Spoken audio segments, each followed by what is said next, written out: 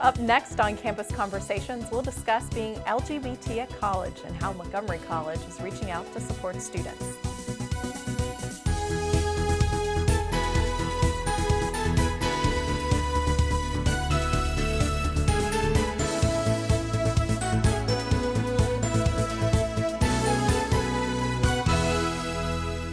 Hi, I'm Elizabeth Homan. And I'm Marcus Rosano, and this is Campus Conversations, the show that brings you in touch with your community and your community's college, Montgomery College.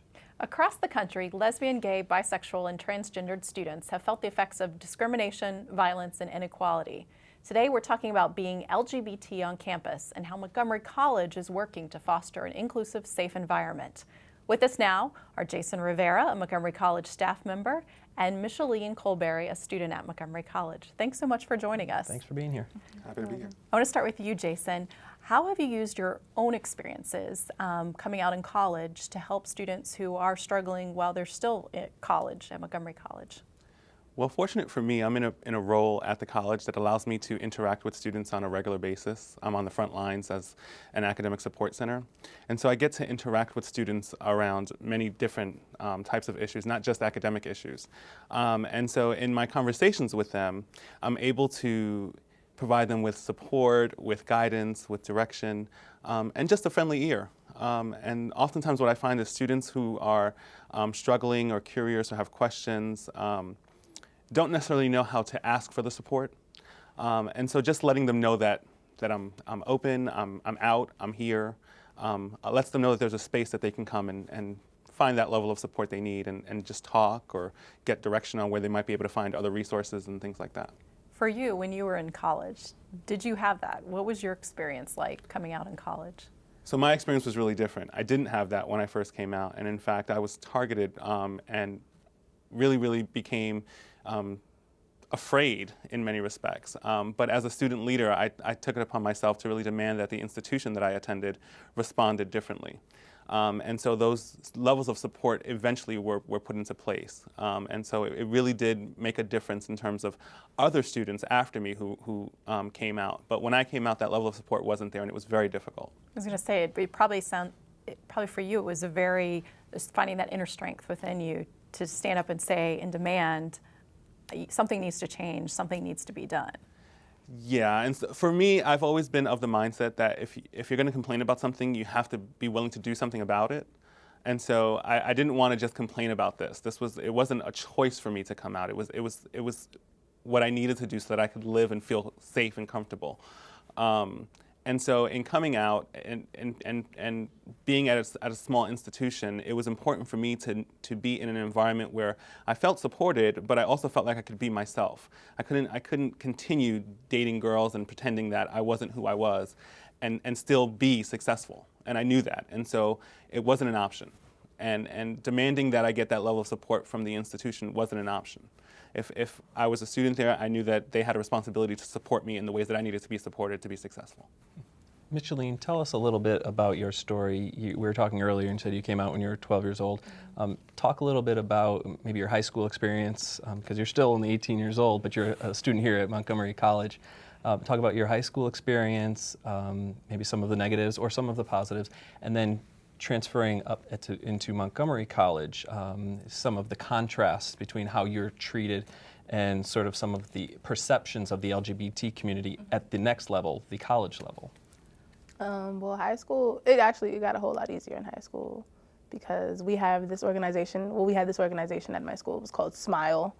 I honestly forget what the acronym stands for, and I apologize for that. But it's where basically anybody of LGBTQ origin in any way, shape, form, or fashion could come in, and it was like basically it was a safe zone pretty much. It was where if you were curious, you could vent, any questions you had, you could ask. It was where we could be ourselves without having to worry about someone else judging us. A lot of my friends were very supportive. In high school? In high school, yeah, in high school. Very different, I'm guessing. Middle school was not the same at all. I lost quite a few friends for coming out, but it was just like he said, it was something that I needed to do. I couldn't continue to lie to my family. We don't lie to each other, and that wasn't something that sat well with me. What was it like then making that transition from high school to college? I was so nervous just because I'm not a fan of new things. And, you know, my sister's like, well, it's college, you know, everybody's trying new stuff in college. Nobody really cares. And I'm like, well, I really hope that's what it is. And I met a couple of people and I was like, you know, first things first, I am a lesbian. And they're like, oh, well, we could tell. I'm like, you guys have really good gaydar. And so have you found the college environment to be a welcoming environment? Very much so. I really haven't come across any negativities as far as being LGBT at Montgomery College.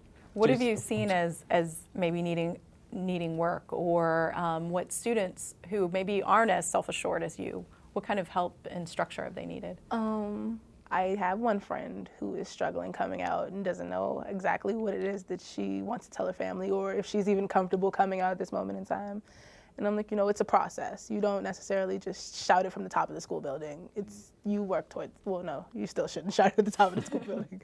But, you know, it's something you work towards. And, you know, the fact that I helped with the It Gets Better campaign with you guys, and just to be able to put my voice to it helped a lot.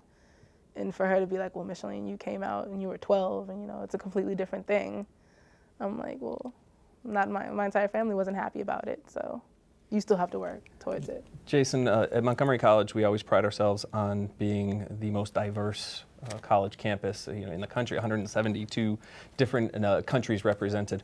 Does that ease the acceptance of the LGBT community in your mind? Because everybody is accepting of a color.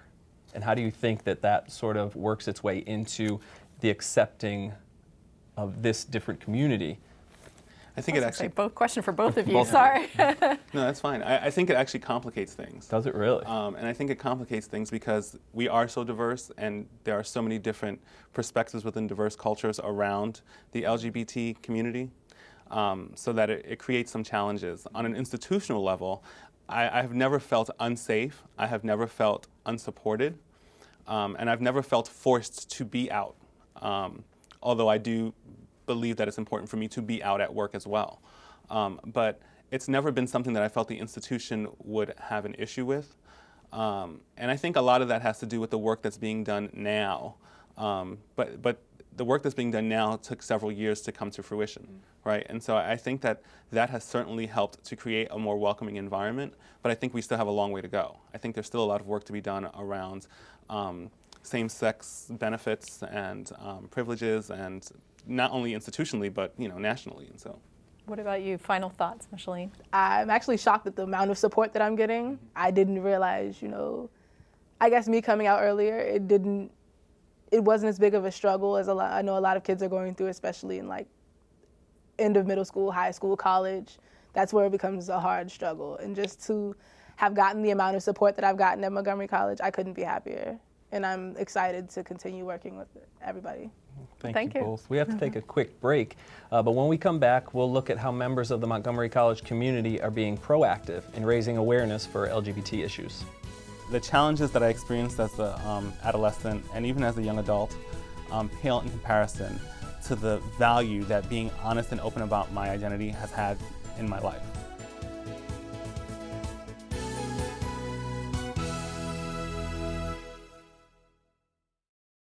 Whether you're a recent high school graduate, career-changing adult, or seeking professional or personal development, Montgomery College has what you're looking for. We offer more than 130 programs of study as well as workforce development and continuing education to prepare you for a rewarding future. Take advantage of our small class sizes, award-winning faculty, and flexible scheduling. Evening, weekend, and online classes offered. Apply today.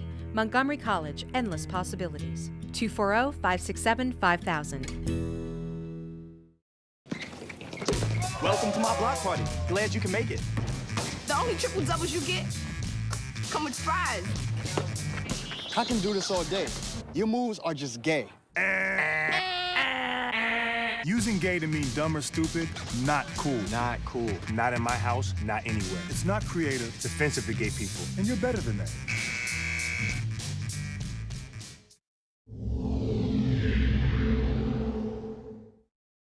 You know, things do get better. You just gotta hang in there. And, you know, if you ever feel that you can't do it alone, you know, just go out and, you know, maybe talk to a friend, talk to a teacher, because they're there to help you.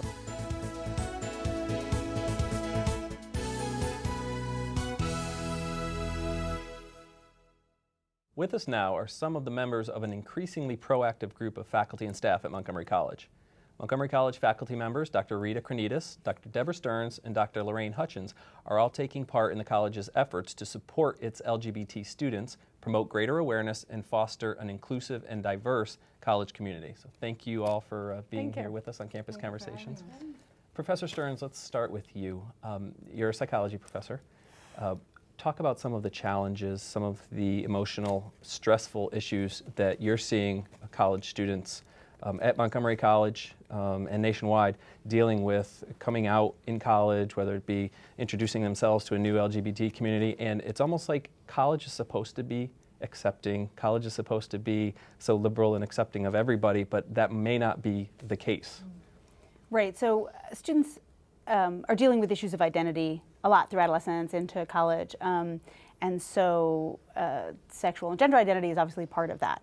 And coming out can be a process that they might have started much earlier. I mean, you can talk to people who've been aware of their sexuality or their gender issues, from age 10 onward. But coming into college, you're maybe leaving home, or you're coming into a more independent world and an increasingly diverse community that varies in terms of its attitudes about sexuality and gender, and particularly at a place like Montgomery College, where we have so many different countries represented and so many different ages and walks of life and social classes, and there's a real mix in terms of attitudes. So for students here, some have experienced really wonderful, supportive, terrific classmates and faculty, and it's been great for them to have that. And some are coming from home environments that are not accepting, where they're still financially dependent on parents and worried about coming out, religious backgrounds that may not be accepting, and faculty and staff who may or may not be very knowledgeable. Even if their hearts are in the right place, they may not know how to create a really inclusive environment. So they might be experiencing hostility or questioning that's uncomfortable from other students, or homophobic comments in the classroom, and that's a hard place to be when you're trying to decide about how open to be and who you are and what you want your identity to be. That can be challenging at times. So it's really important for the college to create a safe space for students to find themselves, because it can be a real interruption in their educational process. If they feel unsafe or if they feel unwelcome, then they don't come back to class. Right. Is that what spurred you to create the People's Alliance, a student club here actually, at Rockville? The People's Alliance came from the students. That it was actually some of the students in the Women's Studies program who said we should really have a GLBTQ group on campus. And so it was originally, I was a faculty advisor with Genevieve Carminati, who's the head of the Women's Studies program. And it's been going on for years, and it's really, with clubs are difficult to maintain at the college because students come and go so much, and this has really maintained its energy very well. So there's clearly a need for a place for students to connect with each other, to talk about their issues, to find support and open conversation. So it really came from students, although I had certainly done quite a bit of LGBTQ activism prior to coming here, and I came with wanting to do more of that. So it was a good fit for me. And I was going to say, turn it over to Dr. Hutchins. What was happening nationwide that's also been kind of raising awareness on the LGBT issues and on creating that safe environment and an environment focused on education? Well, a lot of people don't come out and are afraid to come out and are still not out. And that includes faculty and staff and students on these campuses of Montgomery College. So I think that's important to establish for the first thing. And then to say that about a year ago, there was more media attention to suicides of gay people that happen all the time, of lesbian, gay, bisexual, and transgender people. There was a lot of media coverage because of one particular incident that got recorded on Facebook, but it drew attention to a lot of the facts from a campus pride study, campuspride.org, which came out and established in an academic, researchy way that depression is higher, suicide is higher, not only among lesbian, gay, bi, trans people at the student level, but also particularly people of color who are lesbian, gay, et cetera. And bisexual and transgender young people particularly. So when you look at all that, and they're not like feeling like killing themselves or feeling like hiding and harming themselves because they're gay. It's because of the society and the environment. So we had an event at the Takoma Park campus where we announced that we wanted to discuss the Campus Pride study and what it was like being LGBT on campus. And what happened was, because of the suicides in the news, a lot of people showed up, or maybe because they wanted to show up anyway. And just a lot of new energy. Also, I think because we have a new president who's supportive, more supportive. And people who had been afraid to come out started coming out more, in my perception. And I'm talking on all levels, faculty, staff, and students. So there was just a lot of new bravery and courage to speak our truth, to speak our pain, and to speak our hope. MC Pride kind of, it sounds like, evolved out of that, and that's a kind of faculty student group really trying to get some energy going and some organization going. Can you tell us a little bit about that? Yeah, it's very exciting actually. We've seen in the last year faculty, administrators, staff step up and say that we are concerned, we want to support our students, we want to create the kind of environment that makes it possible for our students to learn and to grow as individuals. A safe, accepting environment. You know, we live in Montgomery County. It's a very progressive place. But as a college, really, up until a year ago, we had a ways to go because this was not an issue that was discussed openly.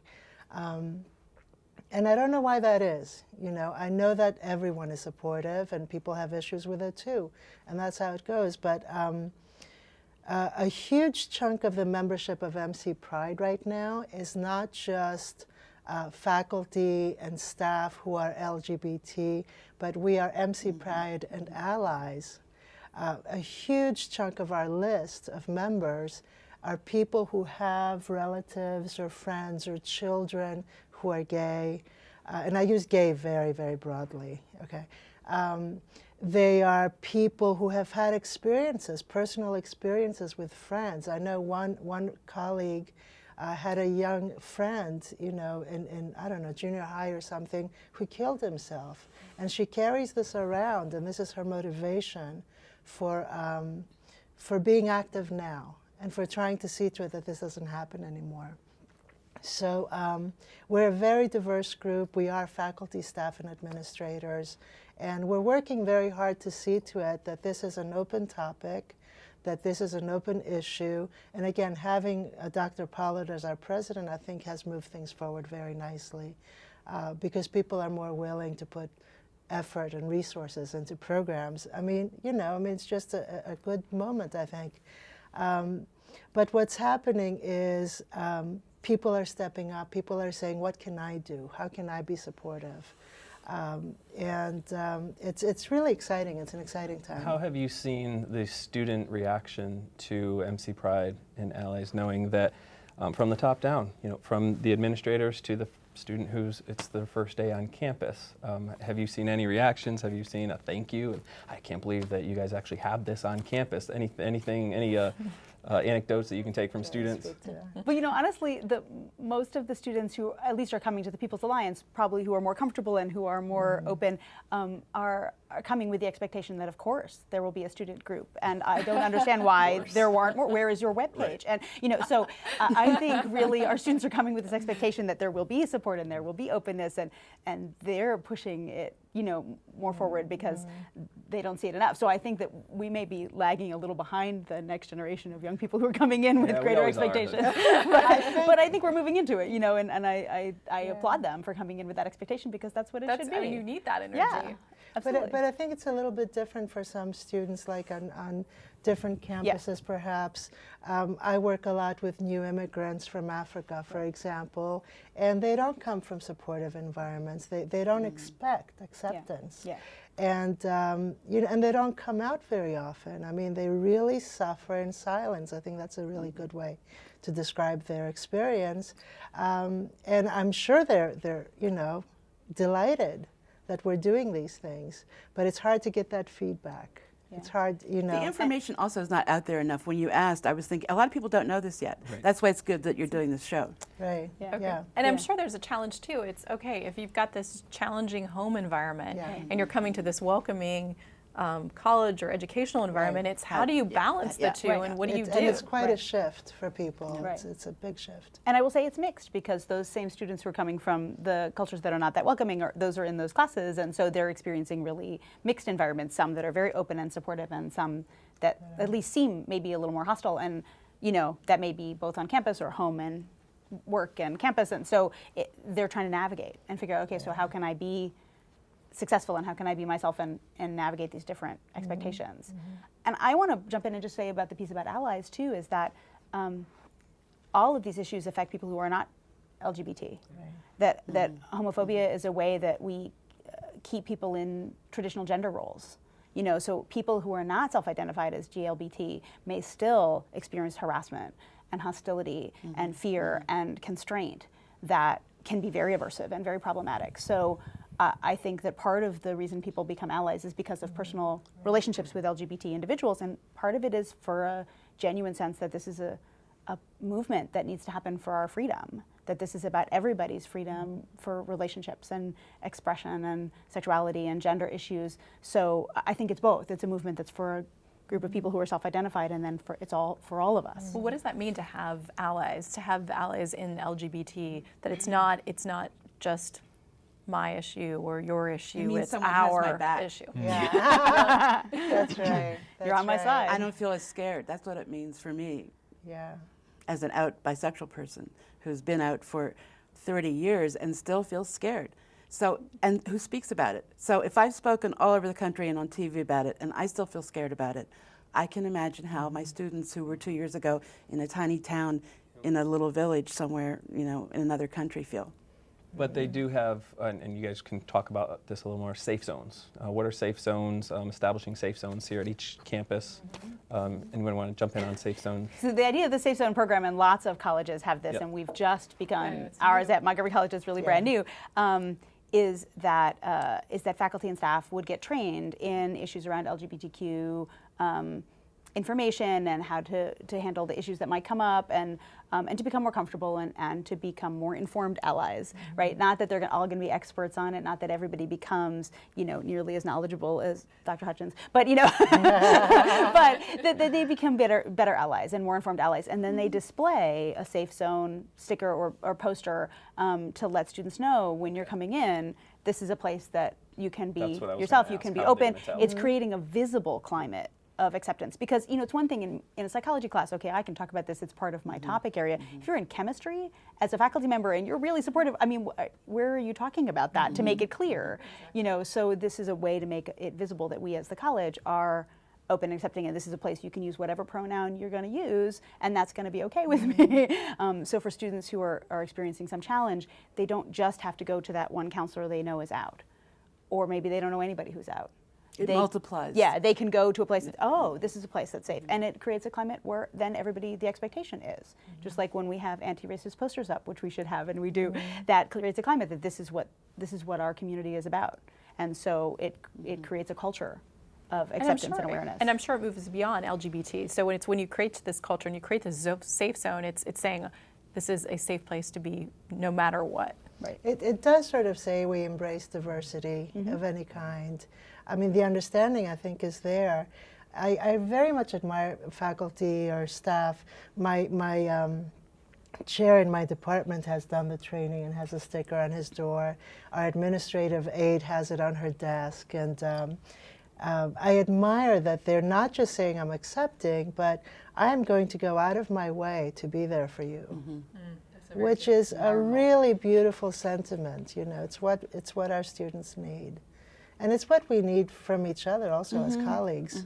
Right. And we're trying to make the entire college a safe zone, but we're doing it, you know, one training at a time, one sticker at a time. And it doesn't mean that we all agree. Or it doesn't mean that everybody has a party line. You know, it means that we are open to listening to each other and to accepting wherever someone is. I think that's a great place to end. So thank you all for being with us today. And thank you for watching Campus Conversations.